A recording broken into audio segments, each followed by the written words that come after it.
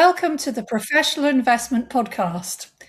I'm Charlotte Moore, award-winning journalist and co-founder of Moore Squared Communications.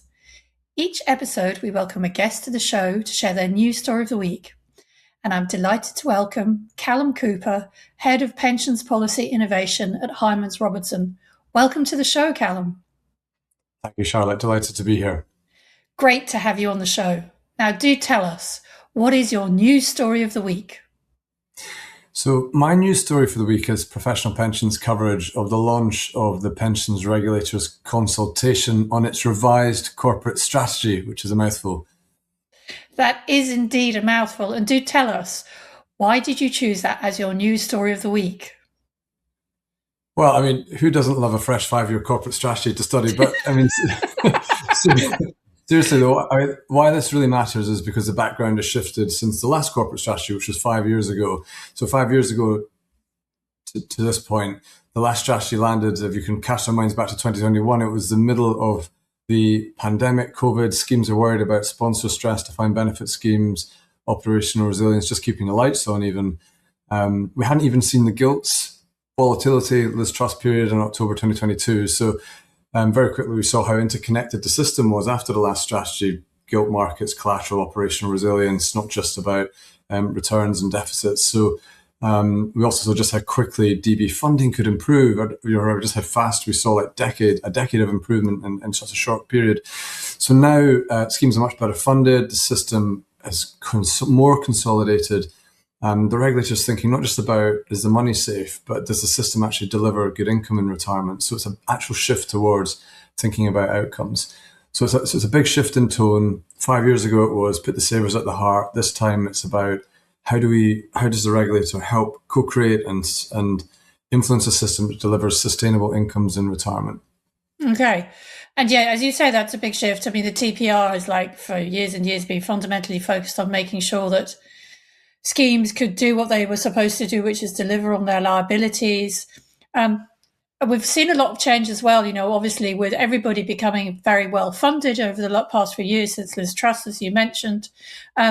That's had implications for individual schemes, and it's also had implications for the Pension Protection Fund, which obviously is the lifeboat that underpins all corporate pension schemes and has been funded through levies, but is now in a very healthy funding position itself. So what's of interest of this corporate strategy for the PPF?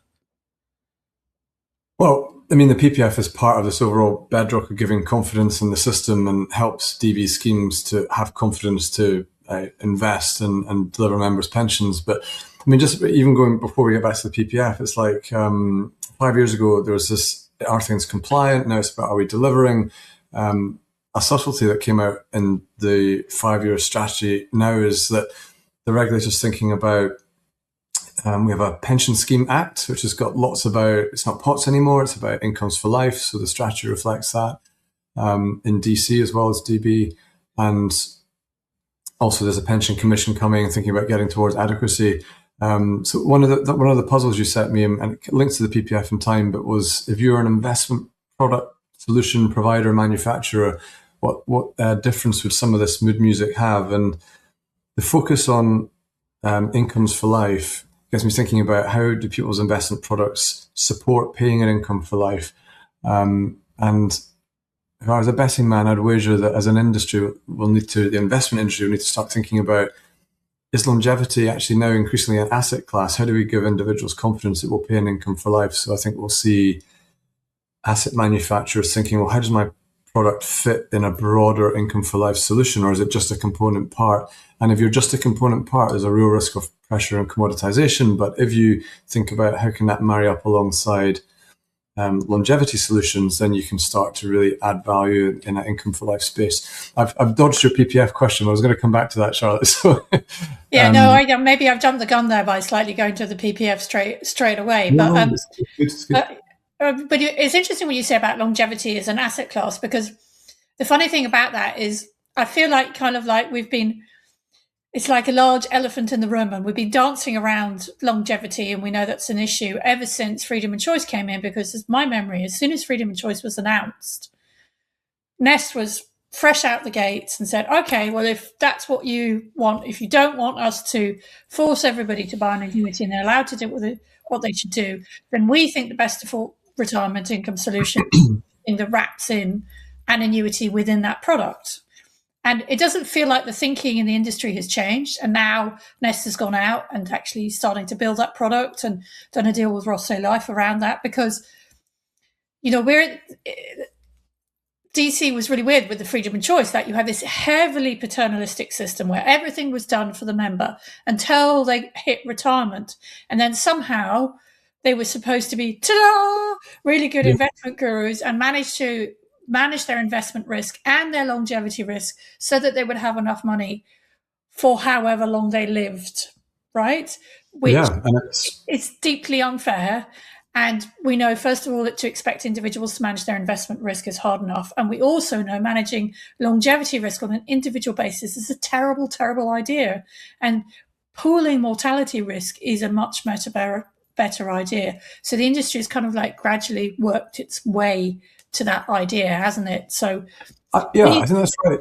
Sorry, your question. Yeah, I was going to say, so if we think of longevity as an asset class, is it just going to be that everybody's going to wrap an annuity into their default retirement income product? Or are we going to see kind of longevity swaps or hedging? Or how do you see that? How would you see longevity developing as an asset class? So I think there are two avenues people can go down. But even going back to the tada moment of, I think it was 2014, when George Osborne stood up and said freedom and choice, and who woe betide anyone that says giving people choice is a bad thing, but impossible choices at the same time. I think we'll see longevity and asset class emerging as one avenue. Another is benefit design emerging as an option too. So collective defined contribution and longevity pooling is one way of dealing with longevity risk, and perhaps you still need to deal with some of the tails of that through investments. But benefit design is one way. So will CDC emerge as an at-scale product? So, and if you are a manufacturer of investment products, how do you plug into a retirement CDC or a whole CDC type solution? There's one avenue. The other avenue is, even if it remains an individual DC income for life product, which, and the big commercial driver for this, and the reason that we haven't tackled it, Charlotte, is we just kind of haven't had to. Pot sizes have been small. But the Pension Act now is saying that your default decumulation product should be an income for life. So practically that's pointing to having to put longevity in there. How I could see it emerging as an asset class, I think we've seen, we had the privilege, you mentioned Nest, we had the privilege of advising them on their, I think it's called deferred forward swap starting annuity structure. So given the shape of the yield curve, buying an annuity with a money back guarantee that starts 10 years hence is actually quite an attractive thing to do just now in theory. And so later life annuitization is one part of it, but I think we'll also see people exploring pooled longevity solutions alongside tail risk protection. That doesn't exist in any scale yet, but that's possible. And longevity swaps and allowing a drawdown solution alongside a swap structure could mean that people don't need to worry so much about how long they live and they can still continue to invest productively. But I mean, anyone that says they know exactly how it's going to emerge is a braver man than me at this point in time. The point is there is a real commercial challenge and opportunity because of the Pensions Act, and there's a human challenge and opportunity because, as you say, how you live your life when you don't know if you're going to live 3 years or 30. You're going to either end up not living your best life because you're super conservative, or you're going to end up running out of money, and that's a bad thing. So it's a wonderful opportunity, a wonderful challenge, and a highly commercial one as well. So if we kind of like, I mean, as I said, we kind of like front run into the PPF, because there was another story out last week as well about the PPF having the reserves of 12 billion and what they were going to do to it, which just kind of works quite interestingly with the TPR changing focus. But let's just go back to the TPR again.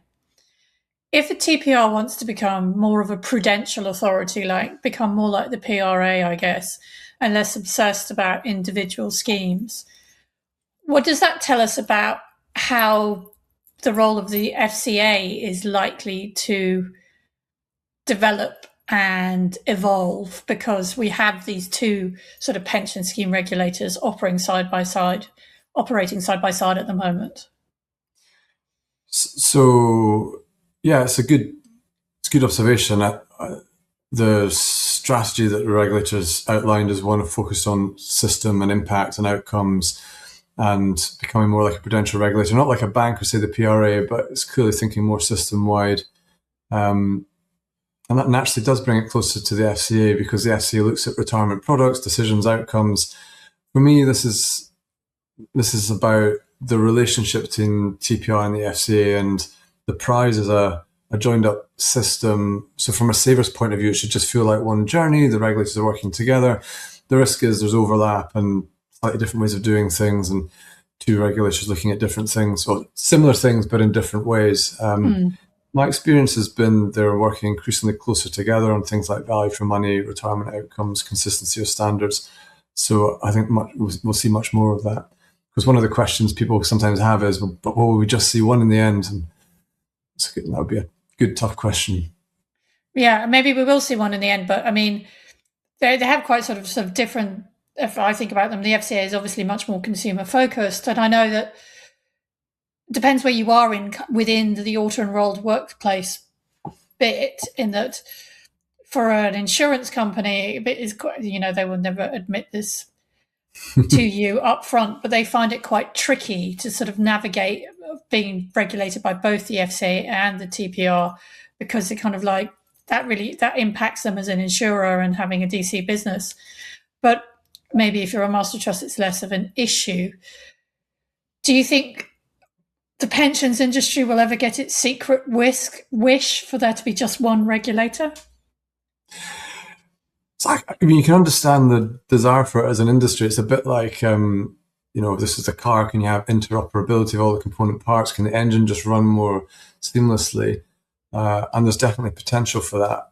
But I think in the end, what matters is if you're a consumer driving the car, as long as it's going to get you from A to B, that's the main thing. So I hear the desire in the industry to have one regulator, but I don't think we're going to have one anytime soon. I think you alluded to that as well.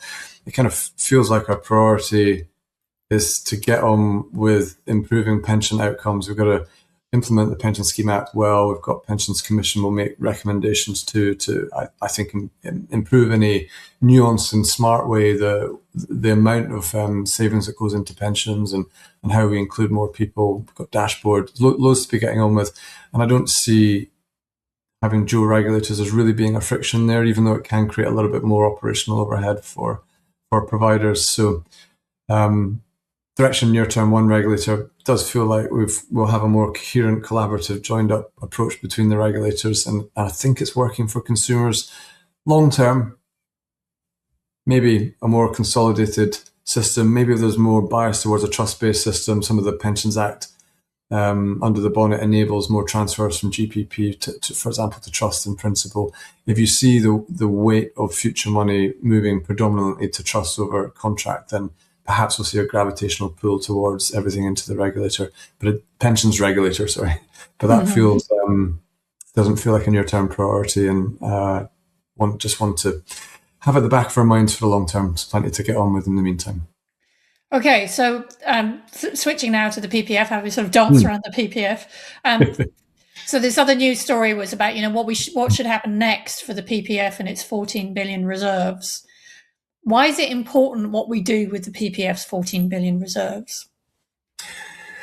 Well, I mean, firstly, it's perhaps the reason we dance around the PPF is just the sheer gravitational pull of the £30 billion of money or plus that it's got, and as you say, 14 billion of that is reserves. And thinking about the regulator strategy, the connection between the regulator and the PPF still remains the same, which is its primary objective is one of the primary objectives of the regulator is to protect the PPF. But as we know, or those of us that live in DB world all the time know, like over half, 60% of DB schemes have enough money that they could insure now. Another 20% on top of that have more than what's called a low dependency basis, so they really don't expect to need anything from their sponsors anymore. And the pension protection fund's really there for if your sponsor isn't, if there's a sponsor catastrophe and it's not there anymore and you don't have enough money, then they're an insurance lifeboat effectively. So the reliance on the PPF is much reduced. The majority of schemes don't expect to need them in the future. and they're not charging levies anymore, which is helpful, and they've got this 14 billion surplus. So what do they do with it? It feels like they're moving from a lifeboat to being more of an anchor for the system in extremis. But perhaps the bigger question is, as a nation, there's a real hunger for capital to deploy to stimulate economic growth. And the PPF invests as a kind of insurance type vehicle, rightly just now, given its current mandate. But what if it was given a more ambitious mandate or an evolved mandate to reflect the fact that perhaps the value for money to society as an insurer type vehicle is not what it once was, because schemes are better funded. So could we make the money go further for the benefit of society? Big question. I'll just give you a factoid, because I'm an actuary, and I'll give you a number. So the interest on the 14 billion pounds of reserves, 1 year of interest on that is 1 billion pounds. The PPF pays out to members about 1 billion pounds a year. So the interest in the reserves would cover the benefits that are being paid out just now. Of course, there's a possibility of future claims and in the future, but it's increasingly getting escape velocity, the assets from the liabilities, and then it becomes more like an endowment fund. So for that reason, clarity on its purpose and maybe a consultation with relevant stakeholders around the future of the PPF, so that it might have a new mandate, because they can only deliver to the mandate they're given. But if they were given a new, refreshed, ambitious mandate, that could be a wonderful thing. What that would look like, question. But the Society of Pension Professionals came out with a wonderful paper. I think that was a news article you saw, Charlotte, which talked about the 14 billion and the different things it could be used for. So there's plenty of scope to do more and different. But it's a big journey, starting with giving it a clear and new purpose. And so, I just, we are the Professional Investment Podcast, so maybe we can dig into that, because I can see it from both perspectives, right? The government would like, in a way, to get its hands on DC scheme money, but unless it's going to persuade the regulator to really kind of change the way those regulations are written, I don't really see how we're going to get more money invested in a riskier way. In a way, it's kind of easier to influence the PPF because it's a government, quasi-government body, really. It's not, it exists in a regulatory word. I don't know what you would call it, a quango, whatever, but it's... I would try carefully on names, but I get the principle. Yeah, I don't know. Yeah, but it wouldn't exist if the government hadn't formed it, is my point. Yeah. And it serves a purpose to sort of provide this protection in this insurance lifeboat. So on the one hand, you're thinking it is fundamentally an insurance lifeboat. Surely I'm not going to regulate it any differently to another insurance company. I want to make sure that the PPF is going to be able to facilitate its lifeboat's responsibilities. But at the same time, I've got this nice big pot of cash that me as the government could play with and invest in the economy in a way that's easier than all the DC schemes. So I can see the temptation to relax the regulation. How do you kind of like square that circle? It's a good challenge. So the government might look at it and say, well, do you know what? The assets have done really well. The claims the risk is relatively low now, and this is absolutely not a recommendation, but something that will have gone through their mind, I'm sure, is at some point, as it becomes such a temptation, do they nationalise it like they did with the Royal Mail scheme? Not my central scenario, not by a long way, or at least not now. But that's one avenue. Another, so that's not necessarily great for the investment community if it becomes unfunded and so on. But so if I was thinking about it, if I had a free hand and if I ruled the world, which happily I don't, firstly I think, well, look, you got to make sure it delivers the core mission, so it's there as a safety net, and how much do you need for that? And that's question number one. And at what degree of surety? But there's a strong sense that there's enough increasingly.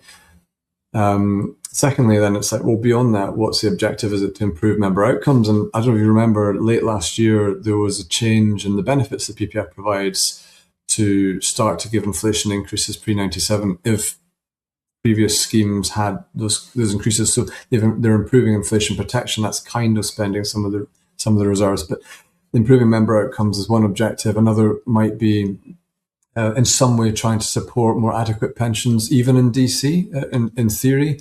Another could be strengthening and stimulating innovation in the system. At a more simple end of the spectrum, as an employer that's paid in premiums, you might say, well, can I have my money back? Or even, could you invest some of your capital in my business, potentially? So there's lots to think about.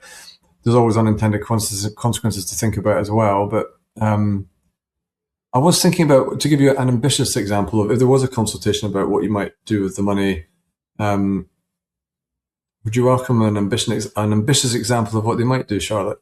Yeah, no, I definitely would. And I've got definitely an ambitious example. And maybe before you sort of give me that, I can give you another kind of example or another idea. In that, I think there's going to be increasing pressure on asset managers, asset owners, between themselves, asset managers and asset owners working together, and even asset owners working together to form these strategic partnerships to help get capital in through like the whole lifetime of a project. Somebody who can take on more risk investing at the beginning, somebody who can take on less risk investing at the end, and getting like people to work together more effectively in that way. I get the feeling that is a kind of background ambition. And we're seeing certain projects already doing that.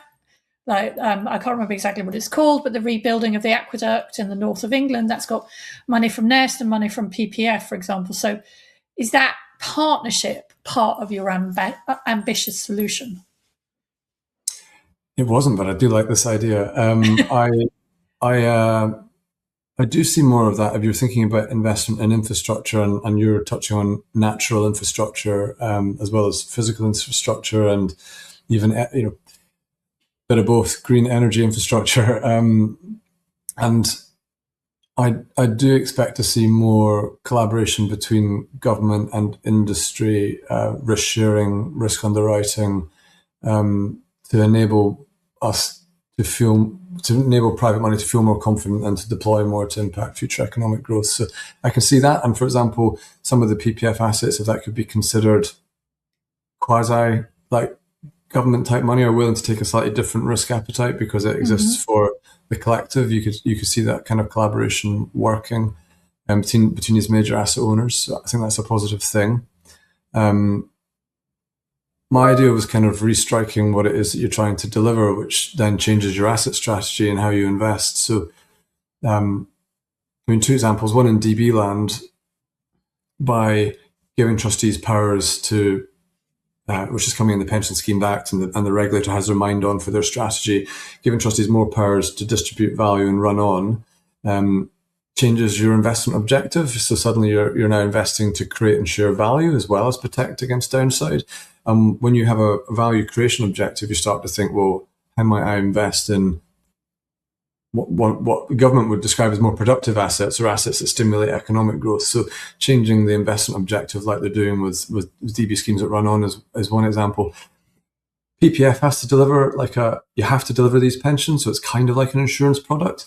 But one ambitious idea that might lead to materially more money being deployed to productive investments, whether it's natural infrastructure, physical infrastructure, could even be startup, venture capital, areas where there's a shortfall which could have unreleased productivity. And this is definitely not a recommendation, but as a bold suggestion, what you could, and also imagine you had an objective to stimulate more collective savings, CDC, because adequacy is a challenge. So productive investment, higher pensions. You might think that in CDC we need something a bit like we have in DC. DC had Nest to get it started. What if you had a universal CDC provider in DB land, or CDC DB land, and that could be the Pension Protection Fund. So now, imagine the Pension Protection Fund was given a different mission. Rather than giving guaranteed pensions of, just now they're paying at £1 billion a year. Instead, you could say, okay, now let's convert that to a sort of shared ambition objective, collective defined contribution. You'd actually be able to uplift those pensions by 50%. So people would have £500 million more in their pocket every year. Pensions would go up, 50% higher pensions. It doesn't spend any of the reserves, But now as an investment objective, you've got an ambition to pay fully inflation-linked pensions that are now a good deal higher, 50%. And because you're investing for the very long term in a non-contractual way, you can start to invest in growth assets like infrastructure and more equities and private type assets that stimulate inflation-linked growth and economic growth. So then you suddenly have £30 billion of assets. It's not behaving like an insurer, it's behaving like an agent of the economy to stimulate growth. There is a massive journey between here and there. But that's just one kind of ambition that could transform the way that the Pension Protection Fund operates. You need a lot of stakeholder alignment. Benefits to employers who paid the levies might be, actually, we don't need that reserve anymore because now you're not giving guarantees. Some of that could go back. Some of the investment could even be deployed in the businesses that paid the levies over the years to try and rekindle their growth, because they've had this kind of insurance premium that is ultimately not being needed. We wouldn't have known that before, but that's where we are. So if we go back to the objectives, we could really transform the impact the PPF has. It's already had an amazing impact, but going into the future, the world is different. And I hope we have the courage and ambition to reshape that. And just to shout out to the Society of Pension Professionals paper, which has a very measured recommendation, which is let's consult on it and what we should do next. Now, I feel this is largely my fault that we've said that our news story of the week was the TPR and its 5-year corporate plan, and we've spent most of the time talking about the PPF, basically, because I talked about the PPF straight away. But let's in our last few minutes, let's circle back to this TPR 5-year plan. And as you joked at the beginning, who doesn't love a good 5-year plan? Does have the tall smack of a communist party as well. But where would you like to, in another 5 years, if in 5 years' time, in 2031, what do you think should be the next ambition for the TPR? Is it, I'm going to subsume myself into the FCA? Or is it something other than that, just to be nice and controversial for the last few minutes of our podcast? I mean, that's good, really good, challenging question. I think having an ambition, structural ambition today doesn't feel as impactful as other things might be. Like, I think the structural thing will happen if it just naturally makes sense rather than being a priority. That's for my money. But so I don't know if you spotted, Charlotte, but back in April, government started to consult on their strategic ambition to have open finance happen. Mm-hmm. So you've got open banking, but this is now, bank accounts, insurance, debt, everything in your world that is financial, that data being securely fluid across different platforms, providers, products, and so on. And I think if that happens, then, and I think it will happen, I think it's how it happens and at what pace and so on, then in 2031, which is the ambition for when open finance would be live by that point, I think the regulator would need to have a governance and oversight of not just incumbent asset managers and providers of pensions, but new entrants coming in because some of the competitive moats, which is data, is not necessarily there anymore. And they've got some of this in their corporate plan, but I think they really need to ramp it up right to the top of how do you responsibly innovate with agentic AI when data is free-flowing across all providers to ensure that consumer outcomes are protected, which comes back to your FCA. That starts to feel quite FCA-like. So perhaps there will be a gravitational pull towards those things together. So that's where my mind went to. That plus the asset pools and providers will be these 100 billions plus managers of money. And so I imagine the relationship between the regulators and these entities will be much more strategic and closer. And they'll need to gear up their resources and capabilities for that, which might feel a bit more like how the PRA deals with insurance companies, for example. So sorry. Yeah. I was going to say, you're starting at 100 billion, you're starting to get to kind of like, that's a third of the size of Aviva's balance sheet. And I think the other thing that's really interesting is, I think that's correct. But I think Aviva manages around 300 billion. I trust you, I haven't looked. I'm sure that it will hear in the comments if I've got that wildly wrong.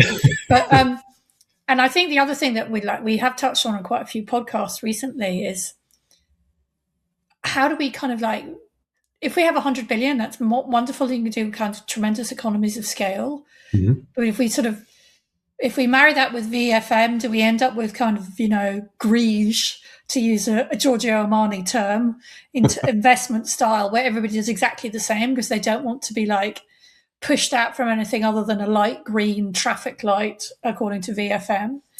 And how do you marry that? And that kind of comes back to my sort of partnership question.